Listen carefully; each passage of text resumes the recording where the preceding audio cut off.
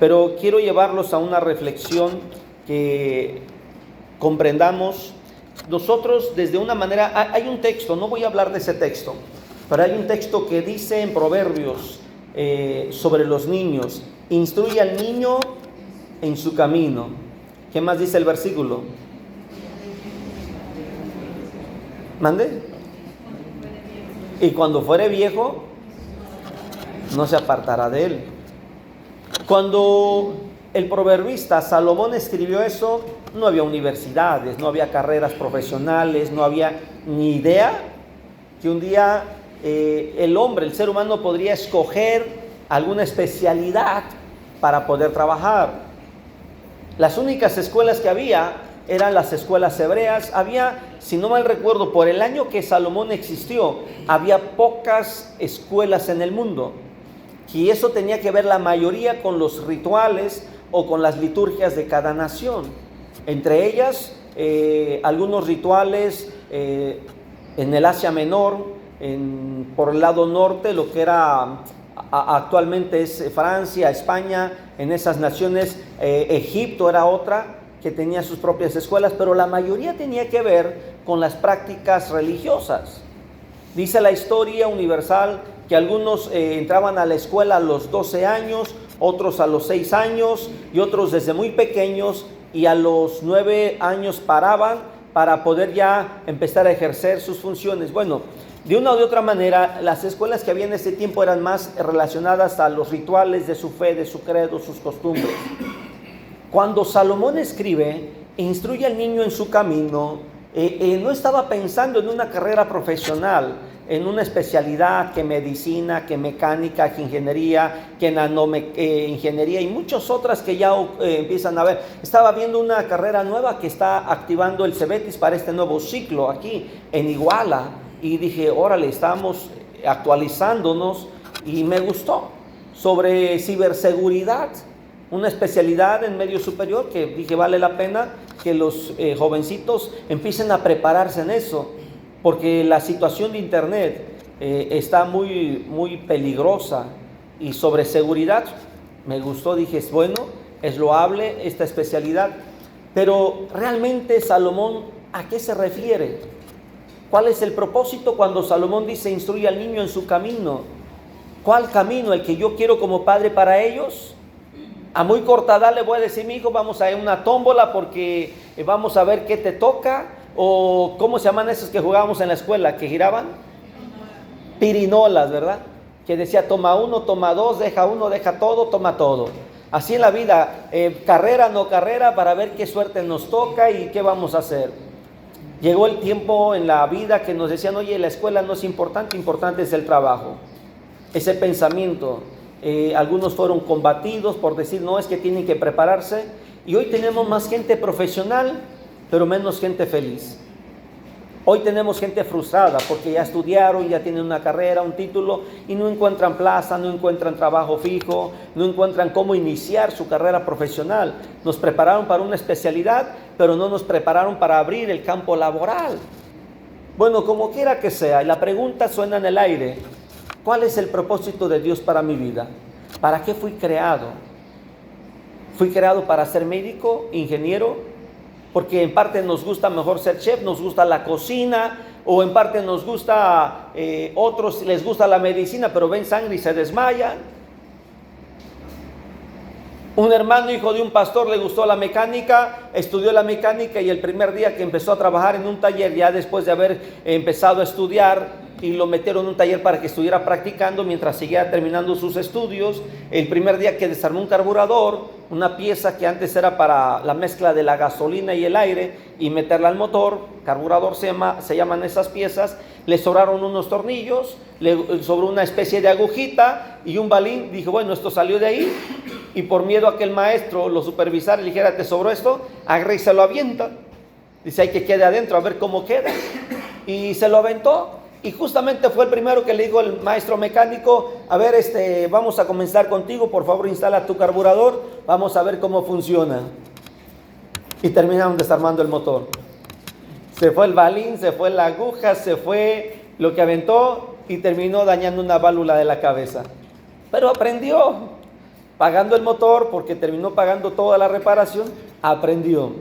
Que al último, ¿qué creen? Se graduó y no terminó de mecánico, no tiene un taller mecánico. Así nos ha pasado a muchos. Dije, la pregunta queda en el aire, ¿para qué fuimos creados? Es verdad que Dios quiere nuestro éxito, es verdad que Dios quiere que seamos prosperados. Yo quiero que analicemos a la luz de la Biblia un versículo que nos va a hacer pensar. Por favor, acompáñame a Eclesiastés, capítulo 3, versículo 10, por favor. Eclesiastés,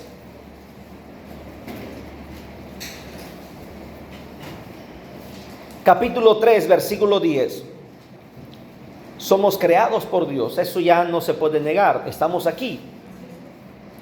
Yo no creo en la evolución, yo creo en la creación de Dios.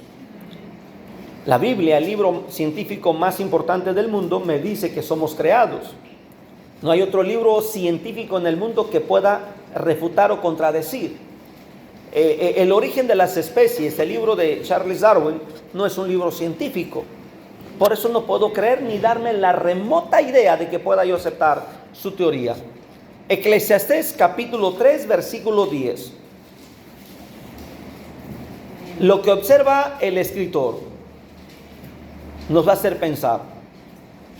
Así como están honrando al Padre, al Hijo y al Espíritu Santo, dice: yo he visto el trabajo que Dios ha dado a los hijos de los hombres para que se ocupen en él. A ver ahora ustedes, por favor.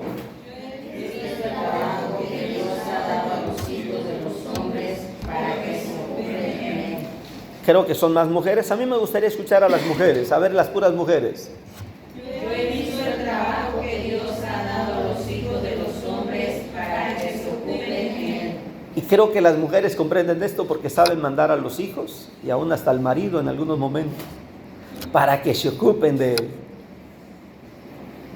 ¿A qué se dedicará el escritor que está observando a todos los hombres? Es la primera base de un científico, la observación. Eso es lo que dice la historia de algunos científicos, la observación. El escritor dice: yo he visto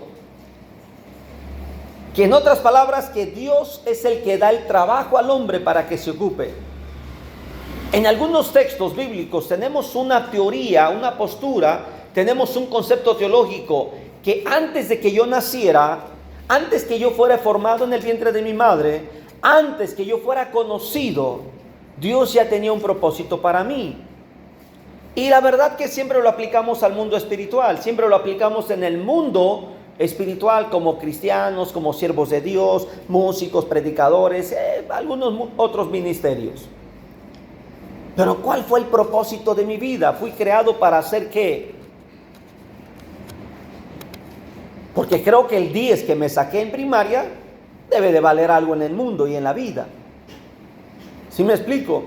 El 8.7 que saqué en secundaria debe de servirme de algo en la vida. Ya fui bajándole.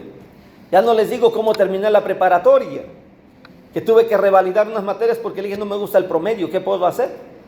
Preparatoria abierta, me dicen: pues renuncia a algunas materias y vuelve a cursarlo y a ver si mejoras. Le digo: pues voy a dar lo mejor de mí. La lengua con la que me afectó fue la lengua del inglés. Le digo: quisiera que me hicieran un examen escrito, porque oral nunca voy a poder expresar el inglés como quieren, fluido. Dice: pero esa es la importancia. Bueno, como quiera, revalidé, ya mejoré un poquito, no saqué el 9 que yo quería, porque ya para algunas especialidades en maestrías requieren mínimo 9.5, si no, no tienes el perfil para maestrías, algunas carreras. Yo dije: pues ya me veo limitado. ¿Cuál es el punto? Es que ¿para qué fui creado? Esa es la pregunta. Si Dios, como dice el versículo, ha determinado el trabajo para que yo me ocupe de él, ¿cuál es? Si Dios ha determinado el trabajo para que tú te ocupes, ¿cuál es? ¿Realmente estamos haciendo lo que Dios quiere? Y no me refiero al mundo espiritual, ese es otro tema. Me refiero a la carrera humana profesional en la vida. Antes de ser cristiano, yo fui un ser humano, cabal en mis 5 sentidos, funcionando para el trabajo y también funcionando en la corrección. Cuando hacía algo mal, mis padres me corregían y eso me ayudó para no volver a hacer lo malo. ¿Comprendemos? Antes de tener una fe, yo tuve fuerza, vigor para empezar a trabajar. Y mis padres en algún momento dijeron, oye, pues creo que va a ser bueno para esto. Empezaron los comentarios. En otras palabras, estoy hablando en mi primera persona, pero quiero que pienses en ti también. ¿Qué hablaron de ti tus padres, amigos, conocidos cuando tú ibas creciendo? ¿Para qué te vieron el perfil? ¿Qué dicen los adultos? Esta niña tiene perfil para ser modelo. Pero no dijeron si modelo de esas frías o modelo para exhibir, mostrar ropa, no lo sabe. Una niña dijo, yo quiero ser traibolera, y la mamá, ja, ni sabes lo que dices. Y cuando esa niña creció, le propusieron una carrera, dijo, no, yo quiero ser traibolera. Y ya cuando la mamá miró que era en serio, ya tenía 16 años, dijo, no, hija, eso no, ¿cómo crees? Dice, ¿por qué nunca me lo dijiste desde niña? Yo crecí con esa idea. Dice. Una niña en la iglesia de 5 años, 4 años, siempre la llevaban con un chorcito. Mi madre le dijo a la hermana, no está bien que traiga a la niña con ese chorcito. Ay, hermana, es una niña. ¿Qué de malo tiene? Dice, yo solamente le digo, la Biblia dice que instruye al niño en su camino. Un día cuando la niña empezó a desarrollarse, hasta entonces le dijo a su mamá, hija, ya no te vas a llevar ese short porque ya tus piernitas se ven diferentes. Mamá, pero tantos años llevando el short a la iglesia. Sí, pero no te ves bien, estás mal. Y cuando la niña empezó a sentir presión por su mamá, un día le dijo, mamá, pues si el problema es eso, mejor ya no voy a la iglesia. Si el problema es eso. Y un día le dijo la hermana a mi mamá, hermana, ayúdame a orar porque mi hija ya no quiere venir a la iglesia porque le prohíbo el short. Dice mi mamá, con ganas de jalarle las orejas a la hermana y decirle, se lo dije. Si imagínate que llegas a la consulta médica y el hombre que está dentro en el consultorio trae una playera que habla sobre heavy metal, y lo ves con algunos aretes, colgando algunas cadenas, unos pantalones rotos y con algunos tatuajes en un lado del cuello. No hablo mal de todo eso, pero el aspecto. Y le preguntas, oiga, disculpe, ¿el médico a qué horas llega? Y que te diga, yo soy el médico. Te aseguro que vas a salir, cierra la puerta, vuelves a abrirla para ver si cambia de aspecto. ¿Por qué? Porque ya socialmente sabemos que los médicos deben de portar una bata blanca, aspecto de limpieza, para dar confianza y otros aspectos, de tal manera que cuando el paciente llegue, se sientan con libertad de ser atendidos. No estoy hablando mal de los tatuajes o personas que ya están tatuados, pero imagínate que te van a meter mano en el quirófano y la mano del cirujano está lleno de tatuajes. Aunque esté esterilizada la mano, esté limpia, es más, aunque la meta al agua hirviendo como los pollos para que no tenga problemas, te aseguro que no te va a dar confianza. Y nada tiene que ver la tinta, no sé si me explico. ¿Cuál es el punto? Es que a un médico lo vas a distinguir por su aspecto físico. Te aseguro que si tú llegas a una clínica, a un consultorio, estás en la sala de espera, estás con una corbata bien presentable, llévate un portafolio, el que sea, van a pensar que eres parte del comité administrativo del hospital. Y te van a preguntar, oiga, ¿y el médico? ¿Dónde está el médico especialista? Porque por tu puro aspecto van a pensar de ti una persona diferente. Esto significa que debemos de preocuparnos y ocuparnos en aquello que Dios diseñó para nosotros. Es verdad que no todos vamos a terminar una carrera profesional, pero sí todos podemos ser exitosos. Es verdad que muchos van a terminar con un trabajo, un oficio, cambiando llantas, arreglando carros, y ahí es donde va a llegar el profesionista. Y aquel muchacho, aquella mujer o aquella persona aprendió el oficio no en la escuela, en la práctica. Hace años, cuando yo estaba en el taller, en la refaccionaria, se empezaba a hablar de un hombre que tenía a sus hijas trabajando en el taller. Y yo escuchaba a muchos hombres que decían, no, yo a ese taller no voy. ¿Cómo le va a meter mano al carro una mujer? ¿Qué saben de carro las mujeres? El hermano, porque era cristiano, se tuvo que ir de Altamirano porque sus hijas no eran aceptadas para que le metieran mano a un carro. Son conceptos sociales. En cambio, por otro lado, en la misma ciudad había otro hombre también que le metía mano a los carros y tenía a sus hijos y sus hijas trabajando.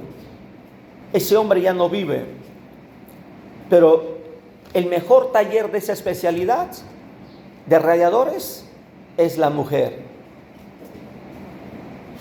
Todos los que quieran tener un trabajo seguro en sistema de enfriamiento tienen que ir a ese taller. Se cambió el concepto. El hermano que se fue, aunque quiera regresar, ya la edad avanzada que tiene ya no le permite comenzar de ceros con su taller. Ya donde llegó ya se estableció.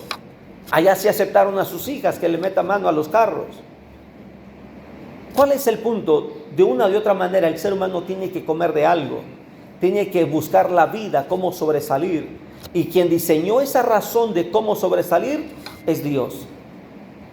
Vamos a poner un ejemplo para que podamos comprender. Fuimos diseñados para cuidar y cultivar. Antes de pensar en que fuimos creados para construir una casa, fuimos creados para cuidar lo que Dios nos dio, la tierra, y cultivar la tierra. Y ese es uno de los oficios que se está acabando, porque la industria lo está cambiando todo. Y no estoy hablando de no industrializarnos, estoy hablando de que muchos oficios en el campo. Estaba viendo algunos videos en redes sociales y hay videos de personas que ya están explorando cómo sembrar maíz y lo hacen como de manera sorpresiva. Oye, mira, digo, ¿cómo era todo eso? Nuestros abuelos lo sabían. ¿Sí me explico? En la iglesia era muy común que un hermano supiera trabajar el campo, pero hoy nuestros hijos y nietos ya no lo saben. Adán fue puesto en el huerto, dice Génesis, para cuidar. Primero fue puesto para cuidar y cultivar el Edén. Después de eso, dice la Biblia, que a Adán se le delegó un trabajo. Era como decía mi abuela: mientras descansas, bárrete el patio. Mientras descanses, tráete agua del arroyo. Me imagino a Dios diciéndole a Adán: mira, Adán, mientras cultivas el huerto y lo cuidas, lo labras, mira, ponle nombre a los animales. El primer trabajo que Dios puso para Adán, cuidar el huerto. El segundo, ponerle nombre a los animales. No se iba a llevar toda la vida poniéndole nombre a los animales. Era digámoslo así, un contrato temporal. Pero el cuidar el huerto era permanente. ¿Qué pasó con Adán? Le falló a Dios. ¿Qué pasa con nosotros? En algún momento vamos a fallarle al patrón. No sé si me explico. O viceversa, en algún momento vamos a decirle al trabajador: oye, creo que ya no me va a funcionar el negocio, voy a tener que recortar personal o hasta posiblemente a cerrar el negocio. Nosotros fuimos creados por Dios para tratar de salir en la vida. Quiero que revises Génesis capítulo 2, el versículo 15 y versículo 19. Dice la Biblia que Dios puso a Adán en el huerto.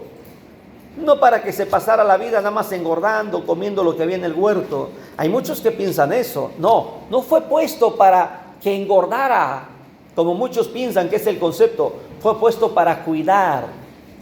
El primer hombre tenía su primer trabajo.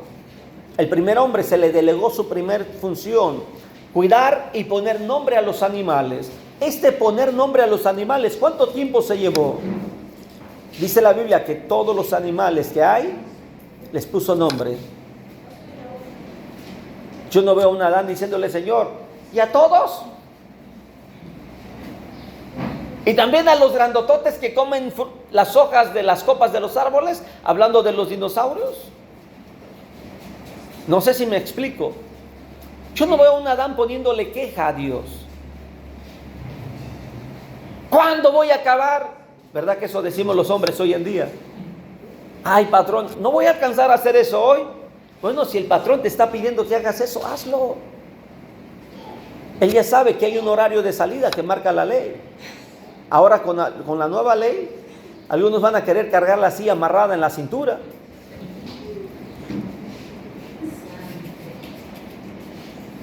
¿Y qué otras más se aplicaron en la nueva ley? Hay muchas otras cosas más. ¿Cuál es el punto?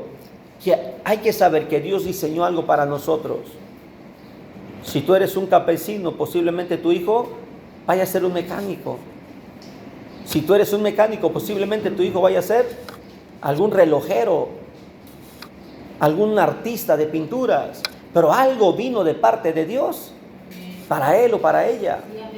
Hay que comprender eso, porque no solamente fuimos creados para el cultivo y solamente. Dice la Biblia que el siguiente hombre que se le delega un trabajo, es más, en los siguientes capítulos de Génesis, capítulo 4, capítulo 5, encontramos ya hombres con oficio. Dice la Biblia que había hombres que se dedicaban a hacer campañas, las casas portátiles. Había hombres que se dedicaban a la casa. Había hombres que se dedicaron a forjar el hierro. Dios empezó a dar. Había hombres que hacían instrumentos. Esa es la labor que Dios empezó a establecer. Pero hay un hombre muy sobresaliente en el capítulo 6 llamado Noé. Me imagino a Dios observando al mundo, destrozándose en pecado, acabándose en pecado. Y llamó a Noé y le dijo: oye Noé, yo voy a acabar con esto. Necesito quien me ayude. Y fíjate lo que dice en Génesis capítulo 13. ¿Sí? Dice Dios: he decidido poner fin a todo esto. Necesito que me hagas un trabajo. Te voy a encargar un trabajo. Ahí mientras haces algo en la vida. Dice el capítulo 6, en el versículo 14, como si fuera un encarguito pequeño, hazte un arca. Yo no encuentro a Noé diciéndole: Señor, ¿y qué es un arca? ¿Mande? O diciéndole: yo solo. Y eso es interesante, mira, la edad que él tenía para construir eso, apenas tenía 100 años. ¿Qué otra cosa? Él no tenía sus hijos todavía. En esa misma edad comenzó a tener sus hijos. Los 3 hijos. Cuando él termina el arca, ya sus hijos ya eran adultos. Ya cuando él termina el arca y sus hijos eran adultos, ¿qué creen que pasó? Estos tremendos ya salieron enamorados. Porque mientras la Biblia dice que aquellos hombres a los 100 años tenían sus parejas, ¿a los cuántos años tenían sus primeros hijos? A los 200 años, a los 300 años. ¿Qué crees? Dice la Biblia que Noé se llevó 120 años construyendo el arca. ¿Cuántos años tenían sus hijos? Si fuera el mayor, 120. El menor, ponle unos 100. Y el tercero, ponle unos 80, 90. Ya llevaban sus mujeres. Para ese tiempo era casarse muy jovencitos. Comprendemos la historia. Dios hizo a un Noé para construir un arca. ¿Y qué sucede con Noé? Sale del diluvio, empiezan a bajar del arca, y lo primero que hace Noé es sembrar un huerto de vid, de uva, para hacer vino y embriagarse. Dios respeta nuestras decisiones. Por eso es que hay mucha gente que termina de trabajar en la quincena, en la semana, ¿y qué creen que hacen con el salario? Se van a jugar el dinero, se van a gastar el dinero, se van de tal manera que cuando llegan a la casa, algunos ni los pantalones llevan porque ya los empeñaron. Esa es la realidad. Dios nos hizo para un trabajo y nosotros terminamos abusando de él. Dice la Biblia que Noé hizo el arca y Dios le dijo: vas a hacer aposentos. Pero Dios le dio solamente las instrucciones.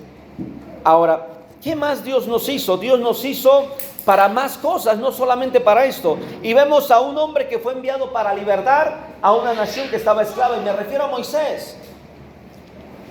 El trabajo que Moisés estaba recibiendo no era un trabajo que estaba él apenas en los 30, 40 años, que decimos nosotros, está en la flor de la edad, apenas está en el vigor. Tenía Moisés 80 años. 80 años. 2/3 partes de su vida, porque murió de 120. Mira nomás, Éxodo capítulo 3, versículo 6. Éxodo 3, versículo 10.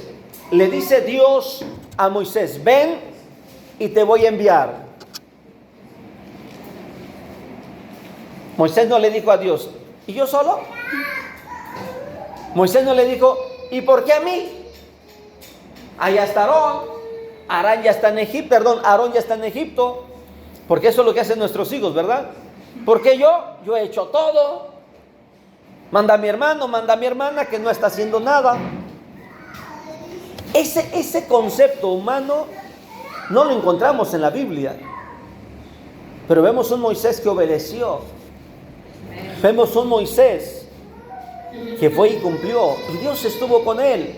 Entonces comprendamos que fuimos creados. Y en el cielo Dios determinó una función para nosotros. Hay diferentes más casos en la Biblia. Por ejemplo, la Biblia nos habla de un hombre que le dijo a Dios, yo soy pequeño, ¿qué puedo hablar? Y Dios le dice, mira, espérame, tú eres pequeño, pero te voy a enviar a las naciones. ¿De quién estoy hablando? Jeremías. Y yo no encuentro a un Jeremías viajando por Asia Menor, por los medos, por los persas. Yo no encuentro un Jeremías que la Biblia diga, y Jeremías partió y agarró el barco y se fue por el mar, o visitó Egipto, bajó hasta la India. Yo no encuentro un Jeremías. Va a decir, pastor, entonces Dios mintió. No mintió. En otras palabras, el propósito de Dios es que fuera un profeta, que su ministerio iba a llegar. Y hoy Jeremías está siendo leído en México. Él nunca visitó México. ¿Sí me estoy explicando? Pero su escrito sí llegó a México. En otras palabras, Dios cumplió. Y dice la Biblia que su primer libro que escribió Jeremías, se lo quemaron. Era de cuero. Escribió sobre cuero. Y no era con pluma, no era con pintura. ¿Sabes cómo escribía y cómo fue escrito el libro de Jeremías?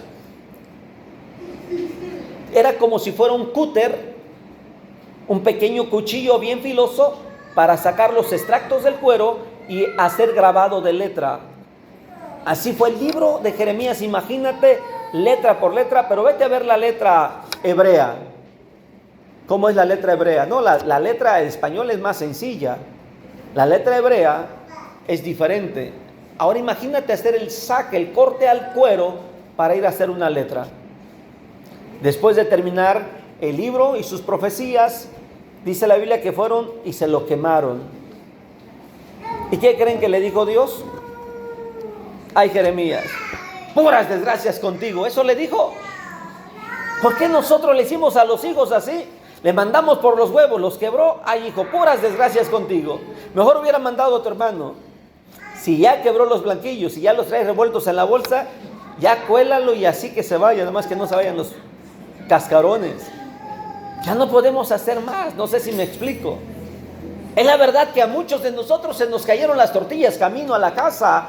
Las recogimos, las sacudimos y tratamos de envolver. Y dice la mamá, ¿y esto por qué viene así? Ah, es que saqué una para comerme. Y de repente dame como que lleva tierrita. Nos pasan las desgracias. A pesar de eso, le dijo Dios a Jeremías, Jeremías, vuelve a escribirlo. ¿Y qué creen que hizo Jeremías? Volvió a escribir. Por eso es que tenemos el libro de Jeremías. Y no tan solo el libro, ahora tenemos otro libro que se llama Lamentaciones. Dios ha diseñado cada uno de nuestros trabajos para nosotros. Pero quiero que pasemos a ver un personaje más. Un hombre que fue avisado, fue anunciado a una mujer que no esperaba.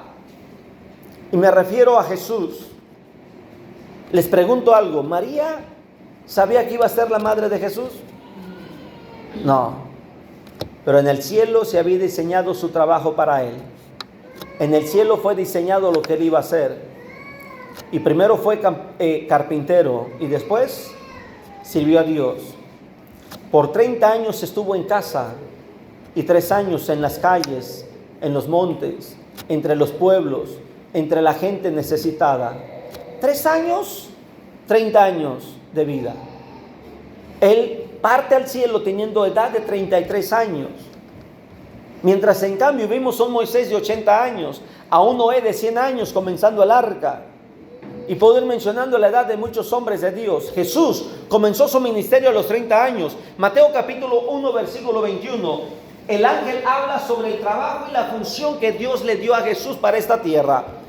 Aunque él fue carpintero, no iba a pasar toda la vida en la carpintería.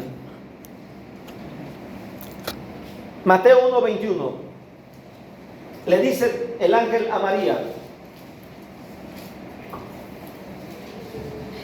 darás a luz un hijo y llamará su nombre Jesús. ¿Por qué? Él salvará a su pueblo. El trabajo de Jesús en esta tierra fue salvar y redimir. Salvar y redimir. O sea, sacarnos, limpiarnos, prepararnos para que empecemos el propósito de Dios. Hay dos cosas que yo encuentro en las Escrituras. Es que el trabajo, el diseño de Dios para nosotros, lo equivocamos. Nos alejamos del propósito de Dios. Nos distanciamos de lo que Dios quiere. Por eso Él viene a rescatarnos y posteriormente a redimirnos. Pero no tan solo eso. Dice la Biblia que Jesús, estando en el mundo, vamos a Marcos capítulo 13, versículo 14. Marcos 13, 14.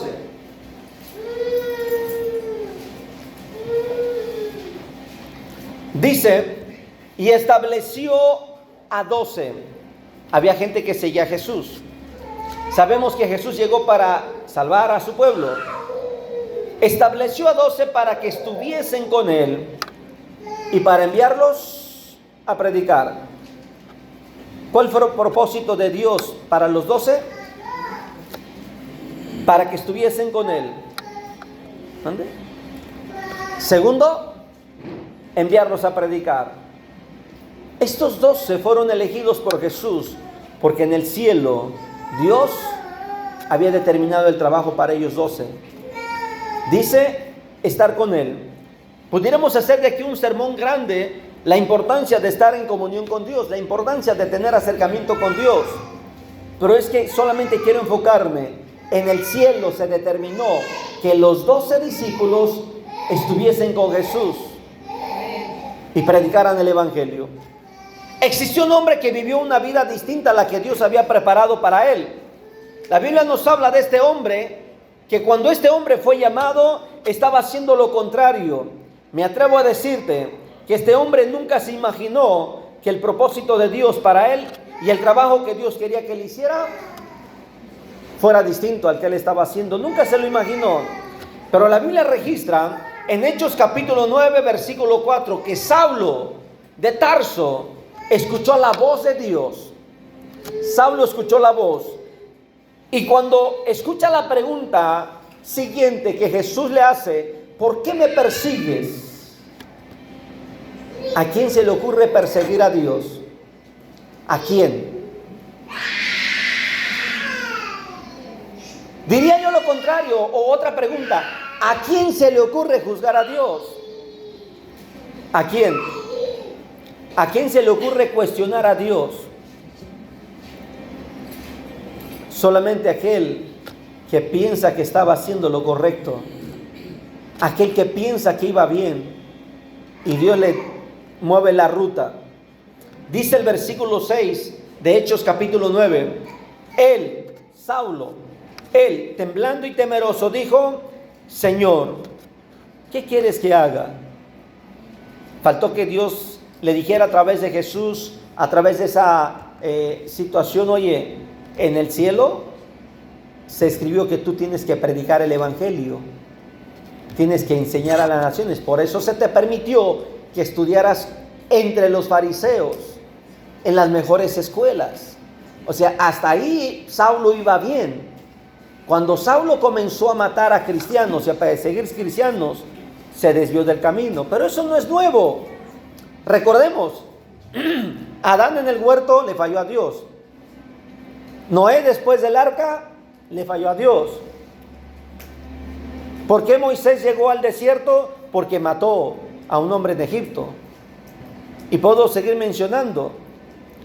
De los 12 que Jesús llamó, uno lo entregó, el otro lo negó y los demás corrieron. ¿Qué estás tratando de hablar, pastor? Estoy tratando de que veas que Dios sabe que puedes fallar.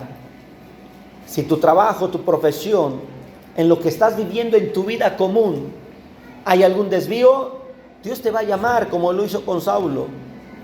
Y dice la Biblia que Dios le dijo, mira, levántate, camina a Damasco, dice el versículo 6, levántate, entra a la ciudad, y allá adentro le dice Dios, ahí se te dirá lo que debes. En otras palabras, no te lo voy a decir aquí, te lo voy a decir allá. Esto tampoco es nuevo, porque a Jeremías le dijo, levántate, vete a casa del alfarero y ahí te voy a hacer oír mis palabras. Jeremías le hubiera dicho, Señor, ¿me lo puedes decir aquí? Aquí hay aire acondicionado, no hay calor. Si salgo a la calle me voy a rostizar. Hoy hay muchos predicadores que dicen, Señor, ¿verdad que tú no quieres que yo me rostice en la calle? Dame un carro con aire acondicionado. Hay muchos predicadores que dicen, Señor, ¿verdad que tú no quieres que tu siervo ande mal vestido? Mándame dinero para ir a una boutique y comprarme ropa de marca. Dije, ¿a quién se le ocurre cuestionar a Dios? Solamente a los que han desviado el camino. Quiero avanzar con esto, porque Saulo, dice la Biblia, que entró a la ciudad y retomó el propósito de Dios. Y hemos estudiado de que Saulo tenía, parte de predicar, tenía un oficio. ¿Qué hacía Saulo? Fabricante de tiendas, casas móviles. Dice la Biblia que Saulo, ahora llamado Pablo, y esto es otro punto que quiero que comprendamos. Dios es capaz de cambiar nuestro nombre con tal de retomar lo que Él diseñó para nosotros. Amén. Recordemos algunos que les cambió el nombre. El primero de ellos registrado en la Biblia, ¿quién fue? ¿A quién le cambió el nombre? ¿A quién? A Sara. A Abraham. Antes todavía. A Jacob. Después de Jacob,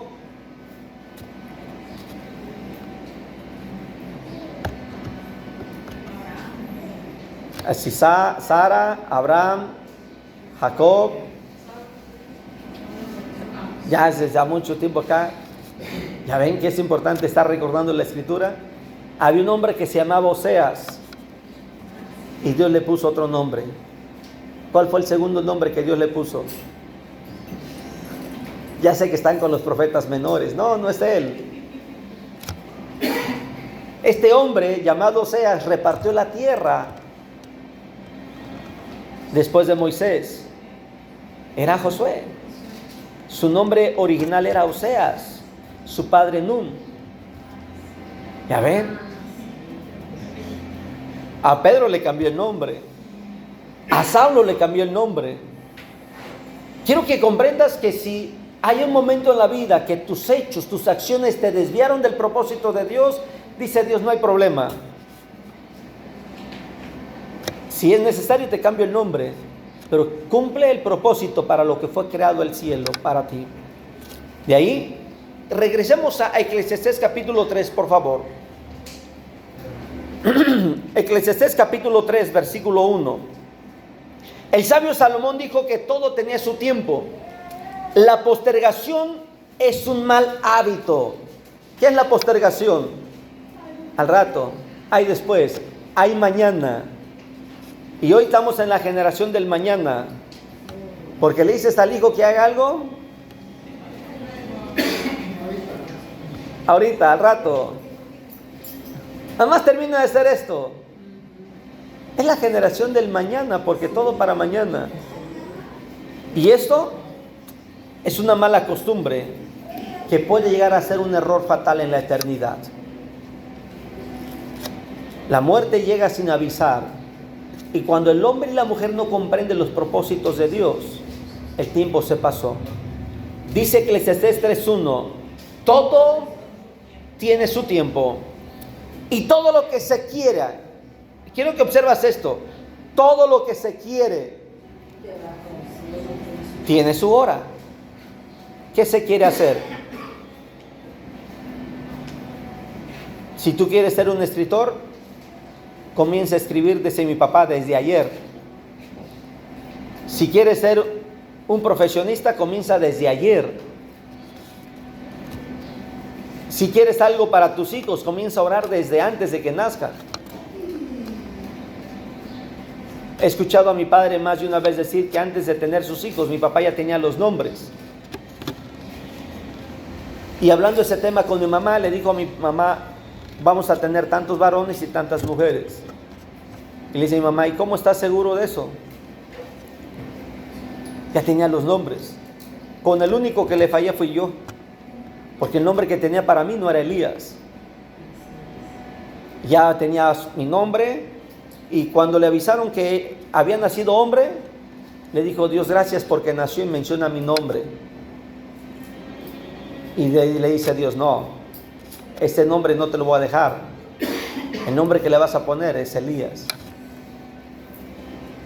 Así es que le dice a mi mamá, ¿le vas a cambiar nombre? Dice, sí, porque Dios me dice que se va a llamar Elías y él va a ser el que va a suplirme. Así es que desde muy pequeño en mí creció la pasión por el Evangelio. Y cuando mi madre me vio crecer con esa pasión, con toda libertad dijo, el más flojo es Elías, pero es el más espiritual. Y eso impactó mi corazón. Le dije, me voy a demostrarle a mi madre que no soy flojo. Y le demostré a mi madre, a mi padre, a mis hermanos. Y después en la vida, todos mis hermanos, al que más consultaban para un trabajo, era a mí. Hoy Elías esto, hoy ella el otro. Mis hermanos fueron los primeros en consultar algo para un trabajo. Y doy gracias a Dios. Dice el profeta, de ahí me sacó Dios. Concluyo. ¿Para qué fuiste creado? ¿Estás haciendo en esta vida lo que Dios creó para ti? Eres la persona con el oficio que según Eclesiastés dice que el trabajo que Dios te dio lo tienes que hacer y te tienes que ocupar en él.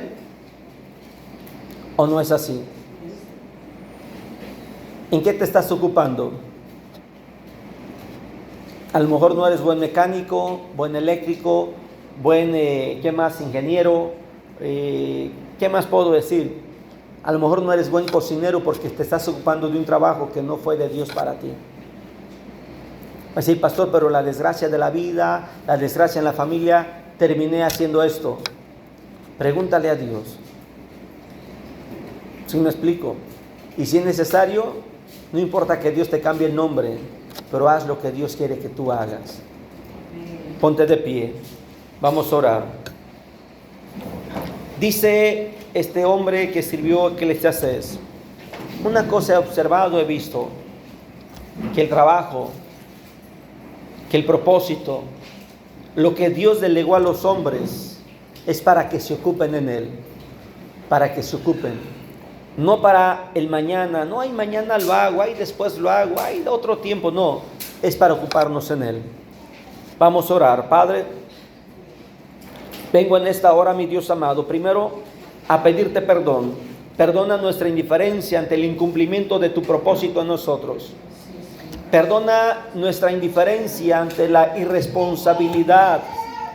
Perdona, mi Dios amado, lo que tú, mi Dios, mi Padre Celestial, has pedido que hagamos y no hemos hecho. Perdónanos. Y te pido en el nombre de Jesús que nos permitas poder cumplir esto. Ayúdanos a recuperar ese diseño y ese propósito en nuestra vida. Ayúdanos a recuperar, Señor, lo que tú has planeado para nosotros y poder lograrlo en la vida y hacerlo. Ayúdanos. En el nombre de Jesús. Permítanos, mi Dios amado, poder cumplir, poder hacer lo que escribiste para nosotros, lo que íbamos a hacer, Señor. Y ayúdanos también, mi Dios amado, para alcanzar las metas que Dios prediseñó para nosotros. Esas metas en diferente edad, esos objetivos que deberíamos haber alcanzado en diferente edad. Ayúdanos. No todos seremos campesinos, no todos seremos mecánicos, no todos seremos ingenieros, no todos tendremos la misma profesión. Todos traemos un diseño, una razón, un propósito para esta vida. Y tú lo escribiste en el cielo. Ayúdanos, Señor, para lograrlo en el nombre de Jesús. Que tu Espíritu Santo nos guíe, que tu Espíritu Santo nos ayude, que tu Espíritu Santo nos ponga en el lugar correcto para poder ejercer, hacer y desempeñar ese trabajo en el nombre de Jesús.